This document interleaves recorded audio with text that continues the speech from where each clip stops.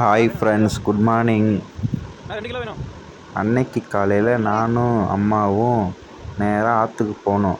ஆற்றுல பார்த்தா மீன் பிடிச்சிக்கிட்டு இருந்தாங்க. மீன் சூப்பராக இருந்துச்சு, ஃப்ரெஷ்ஷாக. அப்பப்போ கேட்குறவங்களுக்கு ஒவ்வொரு கிலோ எடுத்து எடுத்து கொடுத்துட்டு இருந்தாங்க அந்த அங்கிள். அங்கே பார்க்குறதுக்கே இயற்கையாக சீனாக இருந்துச்சு. மீன் எல்லாம் துள்ளிக்கிட்டு இருந்துச்சு. பெரிய மீன் சின்ன மீன் எல்லாமே கலந்துதான் இருந்துச்சு.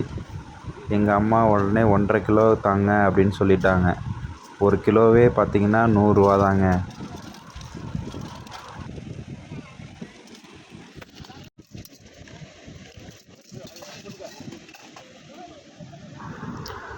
அந்த இடம் பார்க்குறதுக்கே அமைதியாக சூப்பராக இருந்துச்சுங்க.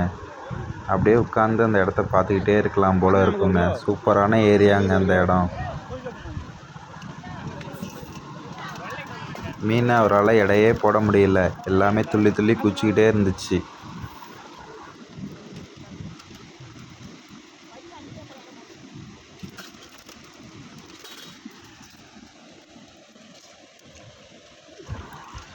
எங்கள் அம்மாவுக்கு இந்த மீன்லாம் பிடிக்கவே பிடிக்காது. ஆனால் இந்த ஃப்ரெஷ்ஷாக இருக்கிறத பார்த்த உடனே எங்கள் அம்மா 1.5 கிலோ கொடுங்க அப்படின்னு சொல்லிட்டாங்க. நான் கூட வாங்கலாமா வேணாமான்னு யோசிச்சுட்டு தான் இருந்தேன். எங்கள் அம்மாவுக்கு ஆற்று மீன்லாம் பிடிக்காது. ஃப்ரெஷ்ஷாக இருக்கவுடனே ஓகே வாங்கி சமைச்சு பார்க்கலாம் அப்படின்னு சொல்லி 1.5 கிலோ வாங்கிட்டாங்க.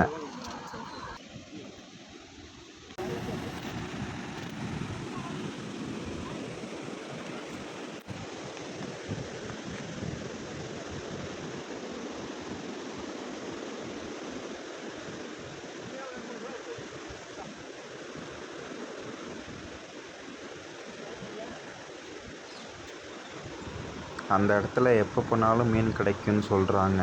இந்த 2 கொசு விளையாட்டம் ஒன்று வச்சுருக்காங்க. அது உள்ளார தாங்க நிறையா மீன் இருக்குது. வந்து கேட்குறவங்களுக்கெல்லாம் ஒவ்வொரு கிலோ அப்பப்போ எடுத்து தராங்க. இதை வீட்டுக்கு வாங்கிட்டு வந்தோடனே எல்லோரும் திட்டினாங்க. ஏன் இதை வாங்கிட்டு வந்தீங்க, இதை சமைக்கிறது கஷ்டம், அலசுறது கஷ்டம் அப்படின்னு சொன்னாங்க. உடனே நான் அம்மாயி எல்லாம் உட்காந்து அலச ஆரம்பித்தோம். 3 பேர் அலசினதுனால சீக்கிரம் அலசியாச்சு. ஃப்ரெஷ்ஷாக நல்லா சுத்தமாக அலசியாச்சுங்க. பாதி இது வறுவலுக்கும் பாதி இது குழம்புக்கும் ரெடி பண்ணி வச்சுருந்தோம். அம்மா தேன் மாதிரி சமைக்கிறேன்னு சொல்லிவிட்டு அம்மாவே களத்தில் இறங்கிட்டாங்க. அம்மா சமைக்க ஆரம்பித்தாங்க.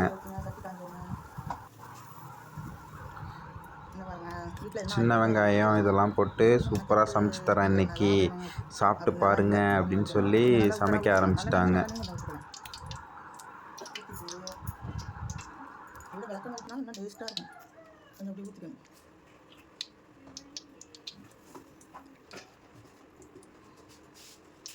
இப்படி எண்ணெய் காஞ்சோன்னே கொஞ்சம் வெந்தயத்தை போடணும். கருவேப்பிலை வேணும். இல்லை கொஞ்சம் வெந்தயம் கொஞ்சமாக கருவேப்பிலை எடுத்துவாங்க. கருவேப்பிலை எடுத்து பாருங்கள், செவந்துருச்சா பொரியும். செவந்தோடனே வெங்காயத்தை போட்டு நல்லா செவக்காக வறுக்கணும்.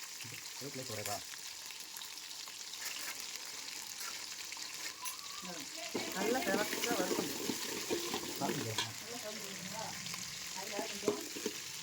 உப்பு போட்டுருவோம். சீக்கிரமாக வளர்ந்தோம். நல்லா செவக்காக வளர்ந்தோம். எனக்கு இந்த மாதிரி வெங்காயம் வதக்கிறதுலாம் ரொம்ப பிடிக்குங்க. இந்த கரண்டியை வச்சு கிண்டிக்கிட்டே இருக்கிறது ஆசையாக இருக்கும் கிண்டுறதுக்கு.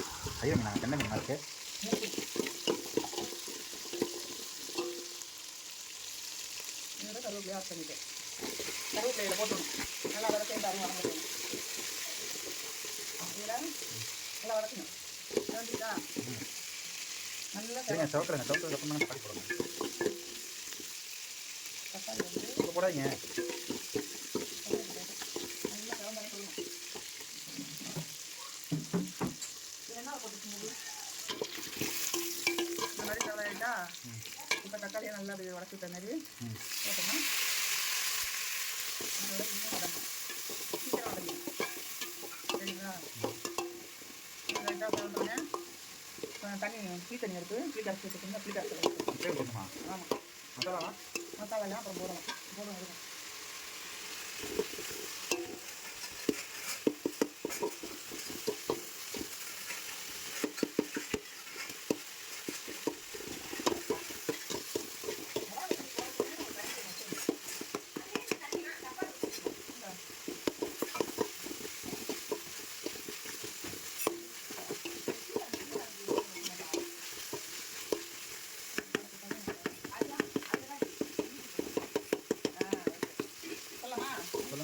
அங்கே தான் வச்சுருக்கேன். வதங்கிடுச்சு, நல்லா வதங்கிடுச்சு.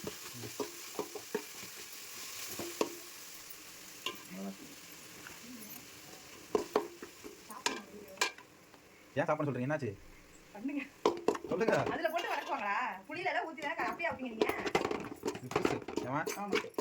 ஐயோ கருவே போகிற சீக்கிரம். பின்னிட்டீங்களா? ம். நல்லா பின்னி. சரி சரி. தக்காளியா வருது.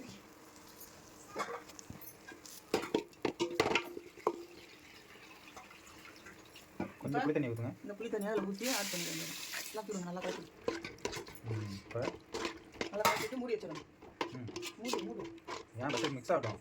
நல்லா கரைச்சி விட்டு மூடிங்க.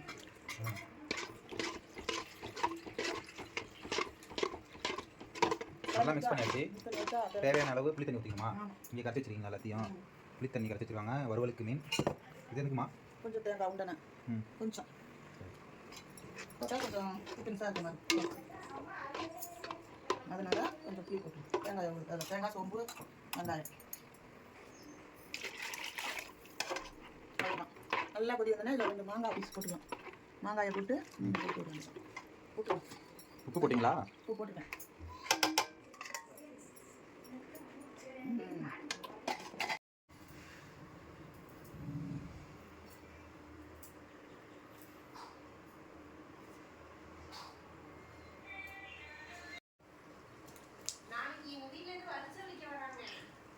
என்ன கிழமை நாளைக்கு?